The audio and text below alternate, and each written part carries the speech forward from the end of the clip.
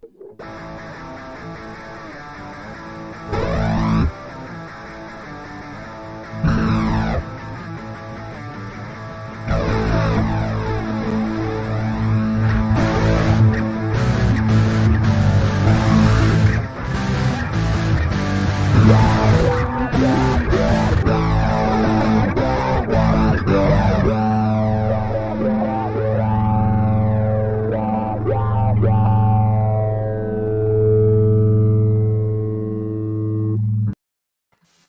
everybody. Welcome to another conversation with John and I. And we are joined again by somebody that I've really liked seeing in film and television, and that is Mr. Scott Valentine. Scott, welcome back to the Three Geeks podcast.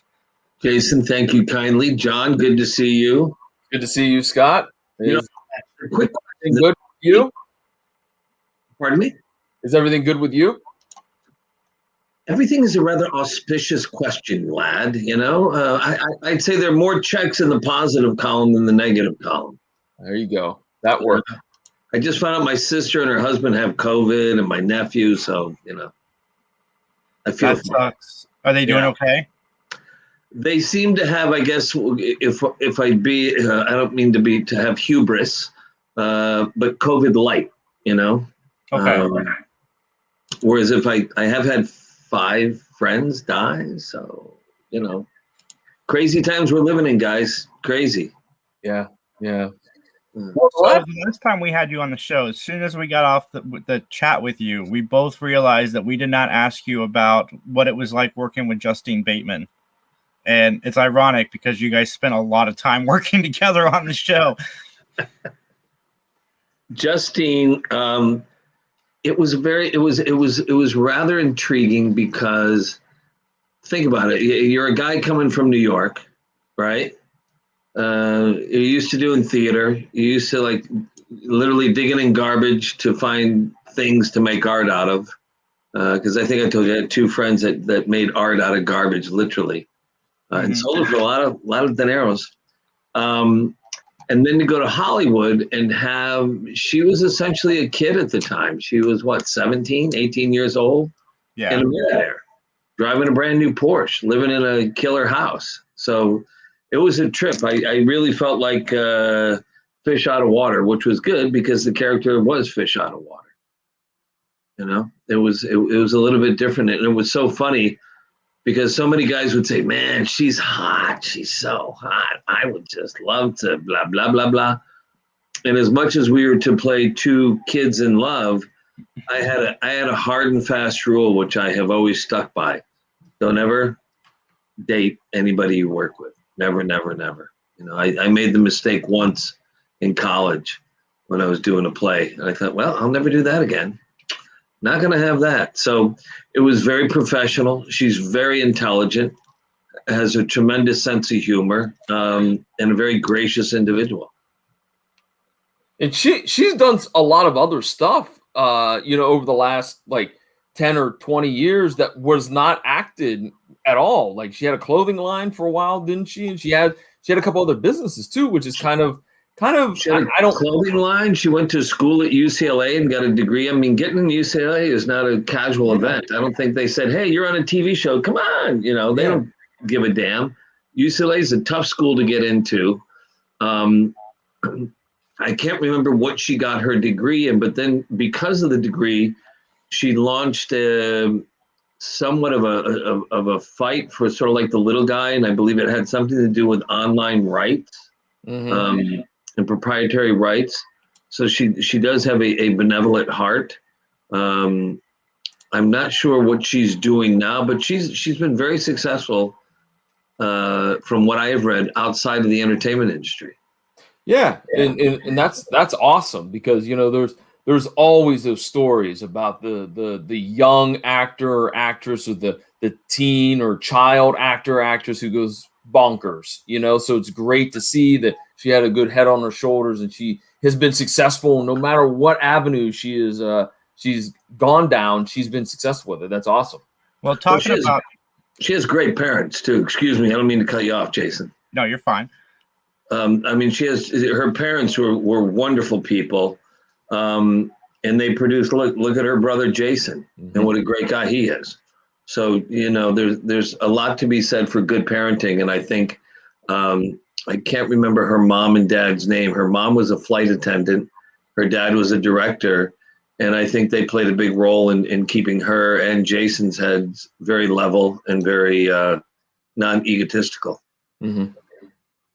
But you're actually branching outside of the movie and TV industry with Red Coral. Yes. I mean, I got sick of Hollywood back around 2004. I went from acting to producing, had some success there. My last production deal was at Madonna's company, which was a bastion of ineptitude, and just got fed up with Hollywood and became an investment banker and worked for years in a lot of renewable energy, some in real estate, and having our own successes there, and really didn't want anything more to do with Hollywood because it's just, there's a lot of, look, there's a lot of good people, there's a lot of not good people. And there's a lot of people that are rewarded for being bad or rewarded for being lucky and being at the right place, right time. I didn't have a desire to get back into the entertainment industry until I met the gentleman who's my partner, Larry Meistrich. Larry started a company in the 90s called Shooting Gallery. Their first big film was that broke out was Sling Blade. You Can Count on Me was another Academy Award nominated film that they did. Larry's produced and or distributed over 144 films. Has been very successful in his own right. And he and I met, sniffed each other like a couple of dogs in the yard for about a year and a half, because he had been fucked in business. I had been fucked. And it's unfortunate, the more fuckings you get, the more trepidatious you are as to who you'll get into business with and who you walk down the road with. Just by nature, either that you're an idiot, right? And more grew to love the way that Larry did business, does business, his intelligence, his kindness. And so we decided to become partners a couple of years ago. And now we're launching our own OTT, which will be called Red Coral Universe. And we're very, taking a lot of work. It's very hard. It's going to be very cool. We hope to be one of the friendly homes for independent filmmakers. Independent films went from making it for a budget of anywhere from $500,000 to $5 million, or maybe a little more, digging your way out, finding your own distribution. We are in partnership with AMC Theaters, which I really don't know what that means in today's economy. Theatrical exhibition was getting rather difficult prior to COVID because of streaming. And then with COVID, it's eliminated the theatrical experience. That will come back, but in what shape or form, we don't know. So that's when we thought, what would be smart is to launch an OTT. An OTT means over the top. I don't know if you're familiar with Netflix. Netflix is an OTT. I don't know if you're familiar with Pluto. Yes. And Pluto is sort of the quintessential OTT. And OTT is available to folks through any modality of delivery, with the exception of broadcast. Having 4 sons and seeing my sons watch content, they each have a computer, they each have the flat screen, and they each have one of these. And inevitably, they are sitting there watching their content on this. And a lot of folks that are, late teens to mid 20s, maybe even later on 20s, get their content from the phone. So with the addition of 5G and how powerful the signal is that we all receive from the satellite as opposed to, from Wi-Fi, it seemed more and more like the way to go to deliver content would be that modality. With that, we want to be the home, not the home, but the friendly, the supportive of the independent filmmakers. On one hand, Netflix was wonderful for independent filmmakers. On the other hand, it's a rather treacherous, slippery slope because Netflix controls about, I think, 25,000 titles that they either own or license. And if you turn on your app to watch Netflix, they're only going to show you 400 to 500 titles, where the other 20 to 24,000 are somewhere in their data banks, but folks don't get to see it. When you had independent film that was either being released, through a theater and then followed up with VHS, or through a theater and followed up with DVD, a producer had to dig and fight and find a way to find their audience, and the audience could go find the film. Now, with monetarily, yes, it's nice to be able to say I sold it to Netflix, or I sold it to Google, or I sold it to Amazon. They kind of disappear. Unless you really know about it, it's not going to be promoted. And unless you've got an A-list or B-plus list actor or actress in it, it's not going to show up on your algorithm to see. So we have content that we own. We have other content we'll license. We're producing new content. We won't relegate ourselves just to film. We'll do series that folks can watch, in succession in a strip, and stream it and watch the whole 10 or 20 episodes in a sitting. We're not going to stick to just a half-hour, 2-hour format. We will have shows. Some shows will be 30 seconds. Some shows will be 6 minutes.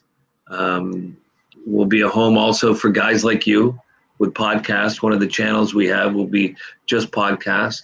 We'll have another channel that will be for health and wellness and lifestyle. So we'll appeal to folks that hopefully that love their supplements, love their apothecary, love their very healthful way of eating, healthful way of life, whether it's through meditation or Tai Chi or yoga.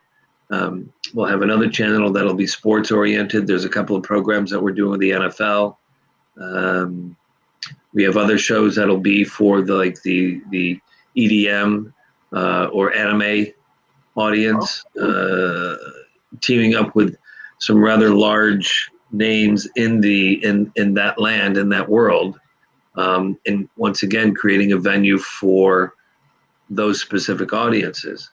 Another thing we're going to do different with the content makers, if you've ever looked at a licensing contract or a distribution contract that producers or filmmakers or show makers or content makers sign with the big boys, a lot of times they're getting the short end of the stick. With us, it's going to be very simple. $1 comes in, 50 cents will go to the content maker, and 50 cents is going to go back to the OTT. So we hope to be a friendly, a warm, safe haven for folks that don't want to do, as I call the spandex films. And we can't compete with the studios. It'd be ridiculous to try to. They do what they do very well. They've licensed mega properties with mega dollars and pour lots of money into it, and they're rolling the dice on 2 or 3 films a year that will hopefully pull in for them not tens of millions but hundreds of millions. That's not where we want to play. So that's very smart on your behalf, because I think that some people might have that, dare I say, ego to say, well, we could compete with these other streaming services, and I don't know. I mean, I just looked the other day, Peacock's got like 20 million, and they've only been around for 6 months. So yeah, and I mean they're a big heavy. They're NBC, but they're still building their audience, and I think that's a smart philosophy to have. Well, you look nothing against, everybody's trying to row the boat up the stream. Yeah. Everybody's rowing against the current. And I don't want to say, oh, these guys are bad or those guys are bad. You guys have it. We have it. We don't get our content through cable now. We get it through apps. Mm-hmm. And you look at the different content and multitude of apps. There's very little new stuff. Mm-hmm. There's a lot of old programs, old movies that are churned that you can see on Crackle, or you can see on Tubi, or you can see on other services. There's a lot of stories to be told. There's a lot of voices to be heard. And we want to be that portal to allowing those filmmakers, those content makers, to bring their voice to their audience. Mm-hmm. Cool. So any ideas as to when everything's going to be finalized yet? Because the last time we talked, you guys were still working on some things. Do you have an update on Red Coral? We believe that we'll be able to launch end of March, beginning of April. You know, the biggest challenge for us has been finding the right coders. Going down the road, you know, it's like having a house built and never building a house and not really sure what is the cost of everything and what is the methodology and how does all this work. Well, we all sort of know how a house looks and what it should be like. And we all know somebody we can call if we haven't done it firsthand. You know, we can call whomever, Bob or Betty, and say, you know, how do you do this or how do you do that, or this is how the contractor's doing. Is this the right way? There's not a lot of coders that are good, and it seems guys that are my age are out of the game. They're too fucking old. Guys that are your guys' age are usually too old. And who we've gone with now are some folks that are still students at Johns Hopkins University. Couple of them have been offered jobs from big boy companies to come and code for them. And they really don't want to get caught up into that, you know, Fortune 500 mindset. They want to still be able to kind of dance to their own music, follow their own beat. And things are going rather well with them. I think we've hit a nice rhythm. We've been able to hit, here's our list of deliverables, here's the dates we need them by, and these guys have been meeting it. They will be instituting some new elements of technology that will enable us to have a closer communication with our audience, that our audience will be able to speak with us. As you go and watch now, your ability to talk to whoever, Amazon, Google, Netflix, Pluto, at best is an email, and it goes into some portal and you don't know who reads it. This will be real-time interface where the audience can interact with our OTT. So, and not like, oh, we want to be different or have a leg up. These are things that these young, very intelligent, much smarter than me brains have come up with, and that we want to take advantage of. What it'll do also, ours will be advertiser supported. What we have found, people that are your age, John, because you're much younger than me and Jason. Folks your age, folks my son's age, my sons are from 34 to 22, will sit through commercials, and we don't want to be another subscriber, have our hand out and put the money in the turnstile before you can pass through.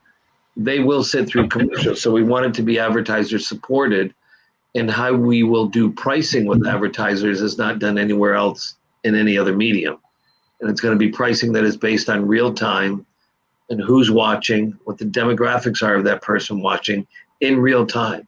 Very exact, not you fill out a survey or you find out a week later or weeks later.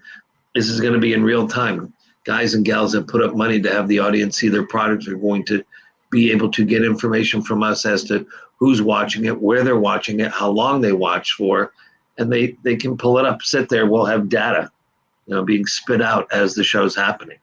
So it's where I think the industry is going. It's where advertisers will know they're getting a very fair, very equitable shake, and not, Nielsen's been around for what, decades? Yeah. I mean, literally, 60 years, 70 years? Yeah. And started literally with radio, and they take a guess. Their pool of what they draw upon of the available audience and what they say to the rest of the world of this is how many people watched is a fraction of a percentage of the actual available audience and the actual audience watching. Again, I'll go back to, we'll be able to show real-time actual numbers, actual lengths. And that's what advertisers will pay for. Awesome. That's a nice compliment. Thank you, Mick, for checking out the broadcast there. Nick, you rock. We're going to give you a big hug and a kiss too, dude. Come here. Give me love. Hey, Scott, I wanted to ask real quick, because this was something that we didn't get to last time we talked. And, before we went live, you were complimenting us on some of our geek posters and whatnot. You have been in a lot of animated superhero projects, from Batman Beyond to Superman, Iron Man, the Phantom. When you took one of those roles, did you feel added pressure knowing that, let's be honest, sometimes comic book fans can be a little bit extreme sometimes if you don't get something exactly right with that beloved character? Did you feel a lot of pressure, or was it just another job? No, I didn't feel pressure, but also no, it was not another job. Okay. I've got a lot of friends. I'm not a comic book fanatic. Meeting what is his name? Mr. Fantastic Four, Mr. Reed Richards. Who? Reed Richards is the No, character. not Reed Richards. What's his name? He died recently. The great cartoonist that Stan Lee. Stan Lee. You know, which Stan was basically, he was a geek. You know, he just wanted to date. He wanted to be around young girls. That's what he wanted. Wanted to be with chicks. There are friends that I have that are cartoonists that work in the animation world, whether it be on the page or in motion. They have a very particular idiosyncratic disposition, and their belief in their stories and their characters is rather devout, as most religious people are. So I have the utmost respect and fascination with that. So you want to try to be as much serving the writer and serving their vision as you can, and think it's really complimentary. It's pretty, some folks will be insulted and say, "Oh my God, you can't believe they, that they insulted the artist or the actor, the guy who created the drawing of what you're just putting the voice to, that they did this way instead of that way." This person that is critiquing, they sit and they look at this every day, and they ingest it every day. And this is their solace. It's their comfort. They may have a shit job where they've got a shit boss that treats them like dirt, and their way to feel free and to feel whatever it is, that nurtured in sort of in an intellectual and an emotional sense, is through these comics. So you want to give them what they think is best served. Look, there was that silly show that I did, Black Scorpion, as well, which was based on a comic book, but there are people, to them, that is, they're so devout, and the fact that they can quote lines from shows that we did 20 years ago is rather flattering. So you want to try to get it right for those people, but it's not feeling, I never felt pressured, because I've never felt pressured around anybody, really. I sort of like people. I like interfacing, and I like saying too, if I got that wrong, why did I get it wrong, and how can I correct it next time? And it's an honor. I mean, look at that. You mentioned Phantom 2040. Look at the people I got to work with. Mm-hmm. That's a cartoon that's based on like cartoon lore that was made. The original version was what, in the 1930s, 1930s, yeah, I think 30s or 40s. And there's going to be another Phantom series yet again after the movie that was a big, maybe sort of they swung and they missed. But to be doing something that's based on such history, such lore, and then to work with the talent that I got the chance to work with, from Deborah Harry to Ron Perlman to Leah Remini, Pam Alden, who was Pam Segal at the time, Mark Hamill. And then there was voice talent. I know the normal audience member wouldn't know who they are, but folks like Kath Soucie and Rob Paulson, excuse me, are just stalwarts in that world of voice actors. So it's great. You're able to work with. It's like a baseball player getting to go play baseball with Hank Aaron or Babe Ruth. It's like an artist, a painter, being able to go and learn from Chagall or Monet. People of that stature, the guys that did the Batman series that I guested on a lot of times, and the Superman, they loved those comics, and they wanted to honor everything about it and honor their audience in a way. So that's pretty cool. It's cool stuff. I feel very lucky, very fortunate. You mentioned the Black Scorpion franchise. That was my next question. Can you talk to us a little bit about how you landed the role of, if I remember correctly, is the Lafferty? Was that the? Was it Rafferty? Yeah, Steve Rafferty. Steve Rafferty. Okay, I thought it was Rafferty, not Lafferty. Rafferty. How'd you land that role? I was transitioning at that time from being an actor to being a producer. And at the time we were putting together the movie Deuces Wild, which came out through MGM distributed it. Turned out not good at all. That was kind of, there was a lot of lessons on that one, John, a lot of things we had learned. But as putting that together, I still needed to make money to feed my kids, to pay my mortgage, and Roger Corman produced it. Years prior, I had done the first movie I ever did for Roger Corman. I had a business manager that stole about $1 million from me. And we literally went from one day going, honey, where do you want to go? Barbados, Bahamas, anything with a B, pick a B, we'll go there. To the next day going, we can't buy milk and bread. We're not sort of broke, we're broke. We're flat ass broke. And I needed a job desperately and called my agent and told her and I'm like, just get me a job, whatever it is, get me a job. And doing a job for Roger Corman was really considered to be a step down, was considered to be something you don't want to do. And I was like, fuck it, I got to feed my family. I don't care. I will do it. And I went. It was not a good experience for me initially. Funny thing is, the guy who was the DP on that was Janusz Kaminski. Janusz Kaminski, if you guys look up, he's Steven Spielberg's DP. And the only reason he took the job as a DP is that he was able to train one of his proteges on the film. And so it turned out as a result, we had that magic dust sprinkled on the picture because of Janusz. But anyway, doing the first film, I was like, I'll never do this again. I get Roger Corman. Rah, rah, rah. I went on to do 4 or 5 more films for Roger. Roger's a great guy. He's wonderful. He gave me my first job as a director. And Roger, you'd go in and say, I got an idea. Can we do?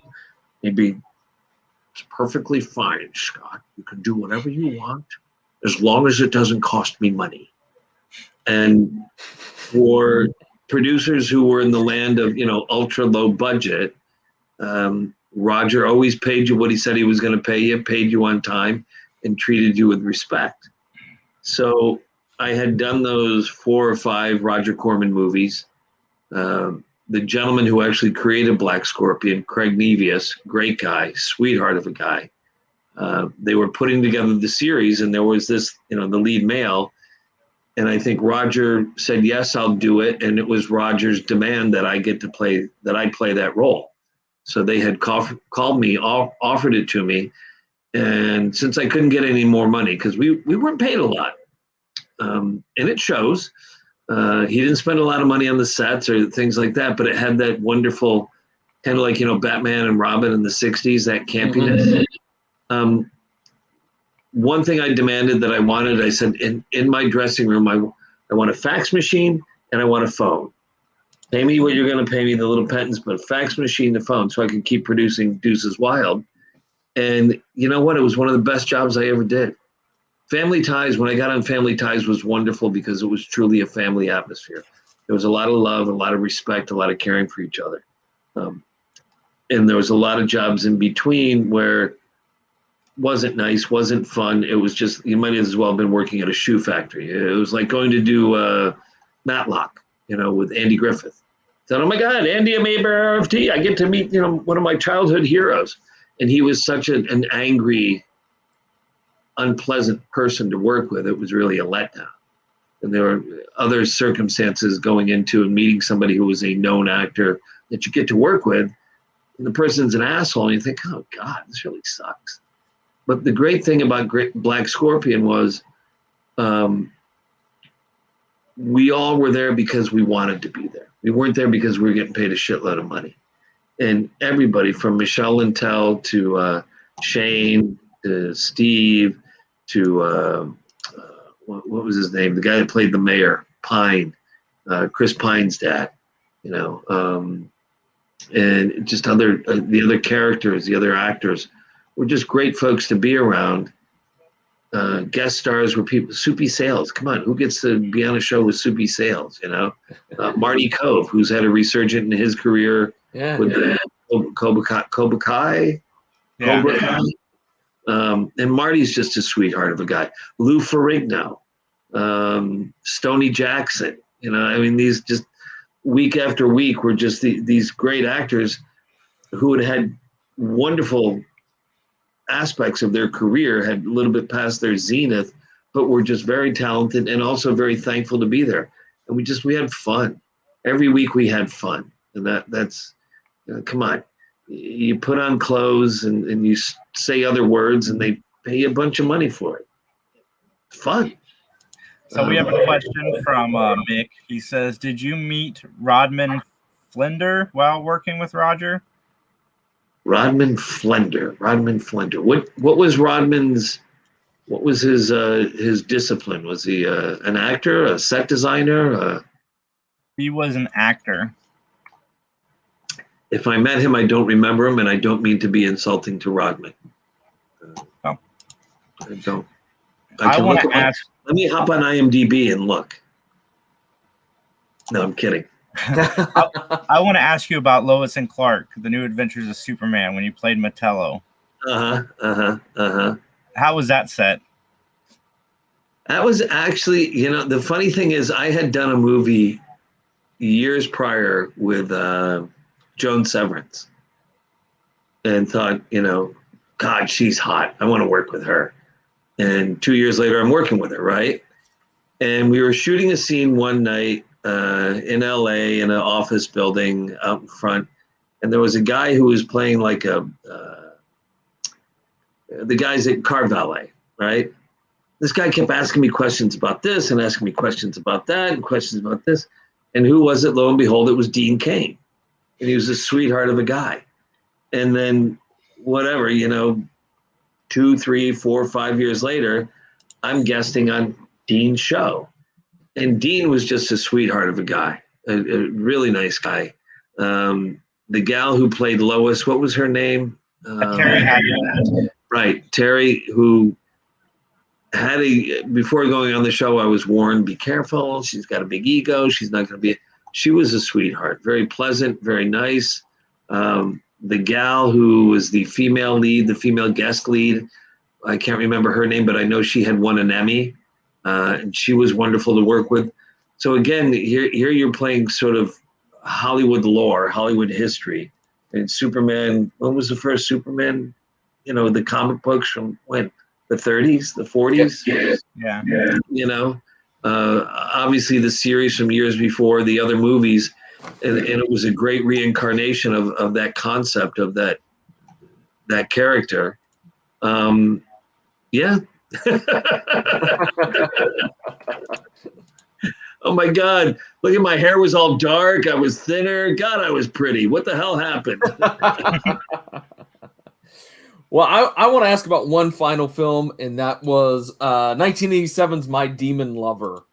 Can you explain a little bit of the plot of this movie and give your... I don't know what the plot was, John. I don't know what was The plot was, it was a guy that was Pizzatski'd, some sort of curse. And whenever he became aroused, he turned into other things. Not just a horny devil, but a fat Buddha man, an old Jewish lady, a tiger, a monster. And I did that movie after the first year of being on Family Ties. It was my break. My agent called up. He said, you got an offer on a movie. And I don't know, you may want to do it, may not. It's a silly script. I read the script. I found out how much money they were going to pay me. It was a lot of money, right? I thought, sure, what the hell? Why not? I never should have done that movie. Never. And yes, there's a nice cult audience, and there's some folks that are very polite, but the movie, and I don't know if you could say if it was me, if it was the marketing, if it was the basic story. A lot of people put in a lot of hard work. The guys who were the special effects makeup artists on that busted their asses, did a phenomenal job. There we go. Look at that hair. And again, we had fun. We had a lot of fun. My thinking going into it being my first year working in Hollywood, because remember I grew up in New York, did theater in New York. Going into it, I thought, well, what the hell? In New York, you do plays, you try different characters. If it works, it works. If it doesn't, it doesn't. You go on to the next play. I had no concept and no perception of what a roll of the dice it was. And I believe to the rest of the community, it was seen as arrogant on my part of thinking, oh, you guest starred on a sitcom, you think you're hot shit now. Now you think you can be the lead in a movie.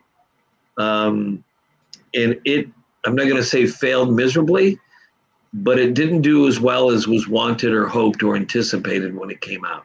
Mm-hmm. And then there were thoughts of the title shouldn't have been something with demon in it, alienated a lot of like Christian audience and people like that. So I had always wished that I had better advice at that time. My agent was a sweetheart. He was a great guy. I think you guys know I was, the thing with the truck and all that. And the same agent stuck by me like family. And he could have said, you know what, you're damaged goods, go find somebody else. But he stuck by me and supported me. He was the guy that, when I moved from LA or from New York to LA, I had auditions anywhere from 5 to 20 in a week. And he just kept pushing me up, putting me up. And after 10 months, got Family Ties. It was because of his efforts and his desire to push me. But he never had a client that had a career take off the way mine had taken off. And there's a certain art in handling that at that time. I mean, I went from being unknown to within the first year getting about 5,000 to 7,000 letters a week of fan mail. That was rather significant at that time. And I wish that I had taken a small role in a film that was carried by somebody, God love it if I could be a supporting character in a movie with somebody like Pacino or De Niro or somebody else who was the guy. So the fact that it failed monetarily, maybe it won aesthetically, but monetarily it failed. I think eventually they made their money back after 10, 20 years. But it did not come off the way it did. So it had a definitive effect upon my career of where, okay, got to be a little bit more careful, think more what I'm doing. It was an interesting time, interesting lesson to learn. Well, you've had a fascinating career. I mean, I watch a lot of sitcoms, and I think you're one of the best characters that be added into a sitcom halfway through its run. Like, I think you did a phenomenal job on that show. Thank you, brother. Thank you very much. I mean, the writers were great. They were. The writers were great. It was great material. Literally, as I say many a times, all you had to do is say the lines and get out of the way. Gary Goldberg, Michael Whitehorn, Alan Huger. There was a host of other writers. There was probably another 6 to 7 writers on the show, and they gave us great stuff to work with. Family Ties was one of those unique shows that it didn't just go for laughs. It went for having somewhat of a morality and somewhat of having an allegory that the audience could take and learn from. So I was very fortunate that way. Yes, I had to have a certain amount of talent to be able to pull it off, but I was put in a rather fortunate situation too. But thank you very much.